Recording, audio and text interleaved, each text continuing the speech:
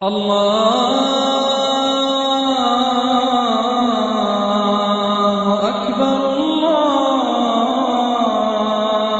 أكبر الله أكبر الله أكبر। আজকের অনুষ্ঠানের শেষ প্রশ্ন, সেটা হচ্ছে মিউজিক নিয়ে।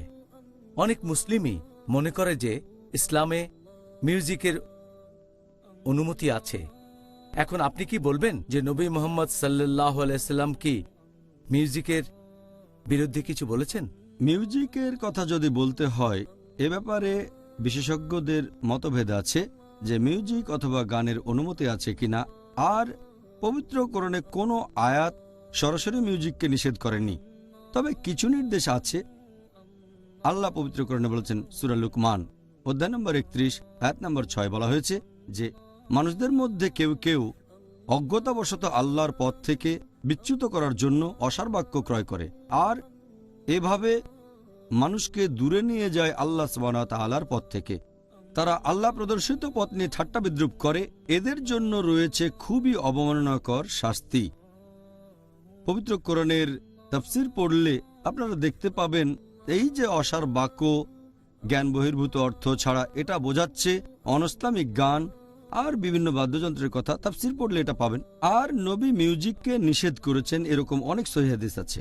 যদি আমাদের নবী মুহাম্মদ সাল্লাল্লাহু আলাইহি ওয়াসাল্লামের হাদিসগুলো পড়ে দেখেন, তাহলে এই ব্যাপারে কোনো রকম সন্দেহই থাকবে না।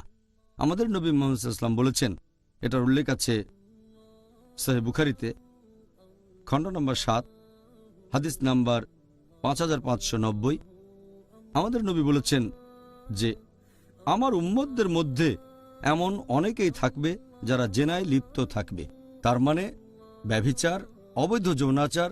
অনেকে রেশমের কাপড় পরবে, মাদকদ্রব্য সেবন করবে এবং বাদ্যযন্ত্র বাজাবে আর ভাববে এগুলো বৈধ। আমার উম্মতদের মধ্যে কিছু লোক তারা এমন কিছু করবে যেগুলো অবৈধ, যেমন ব্যভিচার, অবৈধ যৌনাচার, রেশমের কাপড় পরা, মাদকদ্রব্য নেয়া এবং বাদ্যযন্ত্র বাজাবে আর ভাববে এগুলো বৈধ। এই হাদিস বলছে তারা কিছু কাজকে বৈধ মনে করবে। আমরা জানি যে মাদকদ্রব্য হারাম, আমরা ভালো করেই জানি যে ব্যভিচার করা হারাম। যেহেতু এখানে মিউজিকের কথা কিছু নিষিদ্ধ জিনিসের সাথে উল্লেখ করা হয়েছে, এখানে বাদ্যযন্ত্রের কথাও বলা হয়েছে, এটাই নির্দেশ করে যে নবী এটাকেও নিষেধ করেছেন। তবে কিছু লোক বলে এটা বৈধ।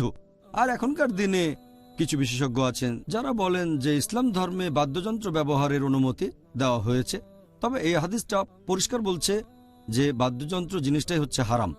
আরও কিছু সহিহ হাদিস আছে যেখানে কিছু বাদ্যযন্ত্রের ব্যাপারে অনুমতি দেওয়া হয়েছে, বিশেষ করে ধপ, তার মানে তাম্বুরি।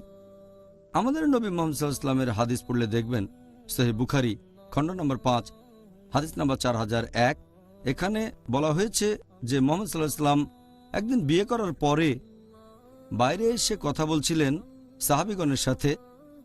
তখন ছোট ছোট দুটো মেয়ে বাজাচ্ছিল এই ধপ, তার মানে তাম্বুরি, আর তারা গানে গানে সাহাবীগণের প্রশংসা করছে কিভাবে অমুকের বাবা জিহাদ করেছেন। এরপর তারা নবীর প্রশংসা করতে লাগলো। নবী বললেন, আমার প্রশংসা করো না, আগে জায়গায় ছিলে তাই গাও। তার মানে নবী সাল্লাল্লাহু আলাইহি সাল্লাম তাদের এই তাম্বুরি বা ধপ বাজাতে নিষেধ করেননি। এছাড়াও আরেকটা হাদিস আছে সহিহ বুখারীতে খণ্ড নম্বর 2 হাদিস নাম্বার 987 যে আমাদের নবী একদিন শুয়েছিলেন। এই হাদিসের বর্ণনা দিয়েছেন হযরত আয়েশা রাদিয়াল্লাহু আনহা। তিনি বলেছেন যে দুটো ছোট মেয়ে তাম্বুরি বাজাচ্ছিল আর গান গাচ্ছিল। তখন হযরত আবু বকর রাদিয়াল্লাহু আনহু, হযরত আয়েশা রাদিয়াল্লাহু আনহার বাবা, তিনি সেখানে এসে তাদের বললেন, বন্ধ করো। মুহাম্মদ সাল্লাল্লাহু আলাইহি ওয়াসাল্লাম তখন ঘরে শুয়েছিলেন। তিনি আবু বকর রাদিয়াল্লাহু আনহুকে বললেন, গান গাক ওরা, আজকের দিনটা তো ঈদের দিন, ওরা গান গাক।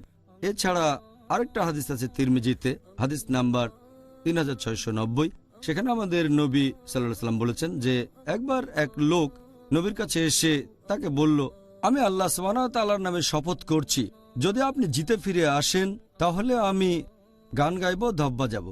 আমি তখন তাম্বুরি বাজাবো। নবী বললেন, যদি শপথ করে থাকো তাহলে করবে, যদি শপথ না করে থাকো তাহলে করবে না। এই হাদিসটাও আমাদের বলছে বিভিন্ন ধরনের বাদ্যযন্ত্র আসলে হারাম, শুধুমাত্র ধপ, তার মানে তাম্বুরি বাদে নবী কখনো কখনো এটার অনুমতি দিয়েছেন। ডক্টর জাকির, আজকের অনুষ্ঠানের শেষ প্রশ্নটার উত্তর দেওয়ার জন্য আপনাকে ধন্যবাদ। আশা করি অনুষ্ঠানটা দর্শকদের জন্য উপকারী। সবাই নতুন কিছু জানতে পেরেছেন।